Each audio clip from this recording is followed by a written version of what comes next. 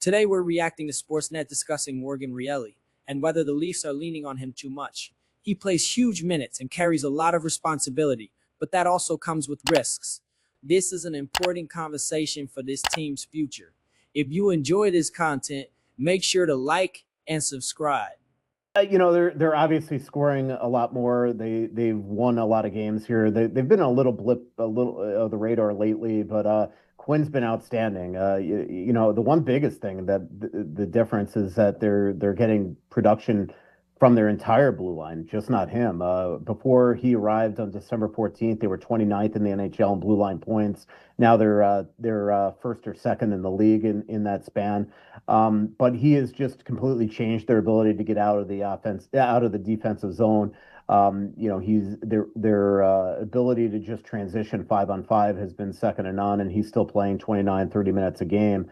But even he's been saying in the last couple of days that it feels like a little bit of an easier type of 30 minutes than he had in Vancouver, just because they're a better team. He loves playing with Brock Faber. Faber's been outstanding playing next to him. He has completely changed just the way that they play offense right now. Their power play, I know, has been one area where they want to improve. It's been a little up and down, but again, you're playing a number one power play tonight where suddenly you're without Boldy, you're without Eriksson Ek, and that changes the complexion of that number one unit. You're watching and listening to Michael Russo, NHL writer, talking Minnesota Wild. So even with Ekman Lars or Eriksson Ek. Oh my God! You got it. You got it. I like OEL better, but Mike, even with Ek, they're questionable down the middle. Now I'm looking at Ryan Hartman, maybe their number one centerman, going up against Tavares and Matthews. There has to be. You can't just go Quinn Hughes and then cut the tap off if you're Billy Guerin here. So it has to be a number one centerman in my eyes to think about going up against the likes of a Dallas and a Colorado. Yeah, I completely agree with you, and I think Billy Guerin would completely agree with you. That's easier said than done, though. I mean, it's been 25 years of this organization that they've been looking for a number one center. Obviously, Marco Rossi went in the Quinn Hughes trade, and so for a team that already lacked depth up the middle, now you crater it a little more. Janela Urov looks like he's going to be on the rise. Obviously, Ek being out of lineup, it hurts, and Hartman, as you mentioned, is playing the number one unit, but number one line. But to your point, you don't give up four huge assets for Quinn Hughes to get this team to approach contender status.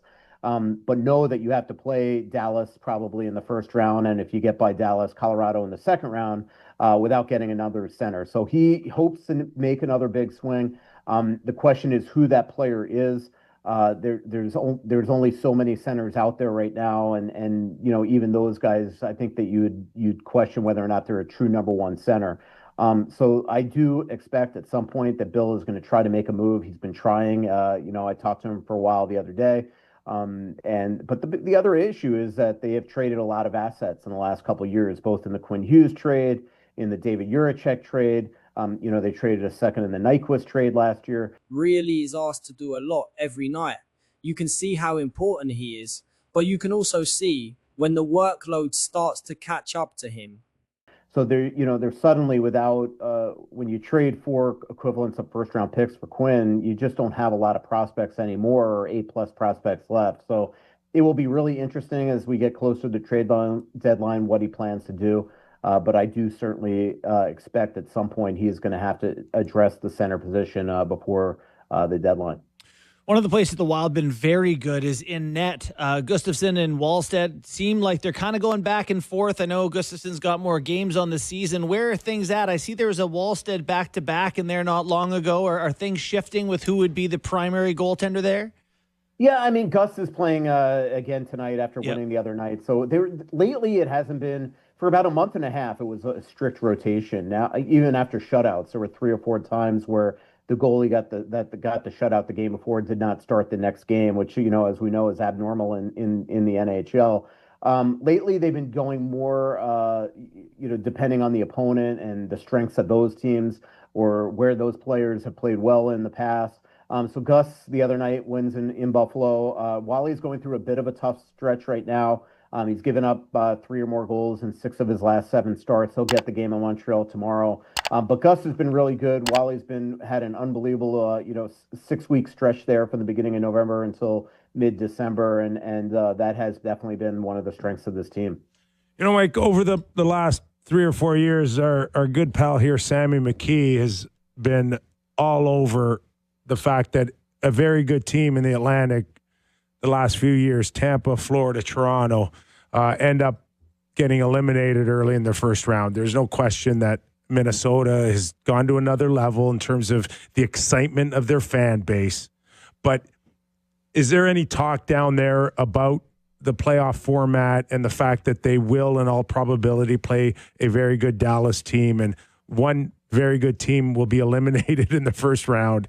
Is that kind of taken away any of the excitement, or not? Well, I think that the Wild perennially or have exited in the first round, so there's always trepidation going into the playoffs amongst the fan base. But to your point, this is a year that there's a very good chance. I mean, you could have technically the 3 top teams in the NHL, and one of them is going to start on the road, and 2 of them might not get to the third round. I mean, you could say that in a lot of years, but the playoff format is something that Gary Bettman, trust me, we've asked him year after year after year about the format and whether it makes sense to go back to 1 versus 8, and he seems to be the one naysayer that as long as he's in charge, it's not going to change. I do think this will be a subject again at the GM's meetings in March, which I'll be at.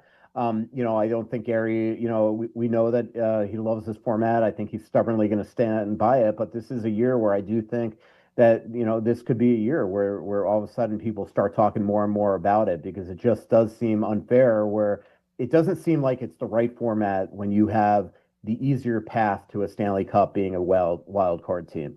It just seems to be, completely the antithesis of the way that it should be in professional sports. And so, I mean, Wild fans have talked about it. Would it be smarter for them to fall back to that wild card spot and maybe go play in Edmonton or somebody cross like they did last year when they played Vegas?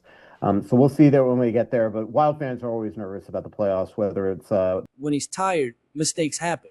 That's not a knock on him. It's just reality.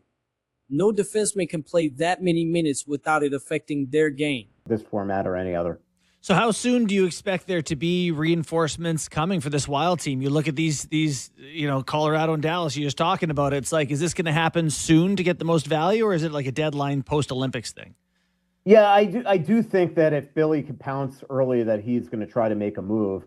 But again, the one thing that when you have as few assets as they have remaining, you also don't want to take the first thing that falls in your lap, and then next thing you know, you're shut out of something else that might pop up closer to the trade deadline. Or if you add a guy with a bunch of term, next thing you know, this summer, if some big thing happens and falls in your lap, that you're not going to be able to get involved. And Billy, the one thing with the buyout pain that this team went through the last 4 years is that he's been pretty much on the sideline. And I don't think that he enjoyed that. I think that's why he went out and shocked the world with the Quinn Hughes trade. But there's also the element here that Quinn has 1 year left on his contract afterwards. And if you're going to, go on a run, you've opened up the window now and you've got to make a move. So it's going to be just really fascinating what Billy's got up his sleeve. He's running his organizational scouting meetings right now in Arizona. And then when he comes back, you pretty much, the February 4th trade freeze comes into play very, very quickly. I mean, it's basically 9 days from today, I believe.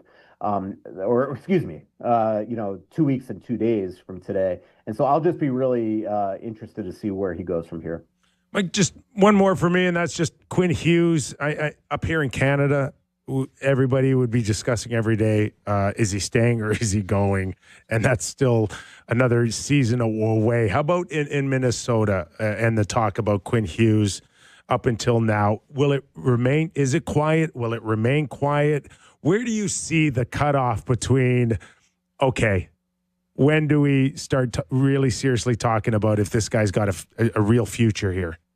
Yeah, I think definitely after this season, a lot of it will depend. I mean, he wants to win. And the one thing I could tell you is that he is thoroughly enjoying, the team and his teammates. I sat down with his parents about a week ago in Minnesota for hour and a half. And the one thing that both his parents said, but especially Jim, is that that he's really enjoyed his time there and loves his teammates, loves the way that they're playing, believes that they're a team that can win now as well. So, but again, he's got a lot of connections throughout the National Hockey League, and there's going to be a lot of teams that would absolutely love him. So I do think when I talk to him and to Pat Brisson, they're both keeping an open mind here. I think that he even said after he got traded here that he's well aware, and he is a hockey nerd. He's well aware of what Billy Guerin gave up to get him in four huge pieces. He loves the way that he's treated so far, starting with Billy Guerin and Chris Kelleher, flying in New Jersey and picking him up on a private plane, and the way he's been treated once he got to Minnesota. So I genuinely believe that he will resign, whether it's 8 years or maybe 3 years even to align himself with Jack. That could be a possibility. But I do think that he so far is loving his time in Minnesota. He's happy to be back in the Midwest, close to his folks. Happy to be in the United States, but again, the Wild have to show him that they could win here. I think when he looks at this team and sees guys like Faber and Boldy and Kaprizov in their prime, the great goaltending that they have, I think that he's enjoying that element and believes that he can win here. But at the end of the day, the Wild have to win in the playoffs, and that's something that they really haven't been able to do since their third year of existence when they shocked the world and went to the conference final. Morgan Rielly is still a key piece of this team, but the situation around him isn't ideal. Asking one player to hold everything together usually ends badly. If the Leafs want long-term success, they need better balance on defense. If you enjoyed this react, don't forget to like the video, subscribe to the channel, and share your thoughts.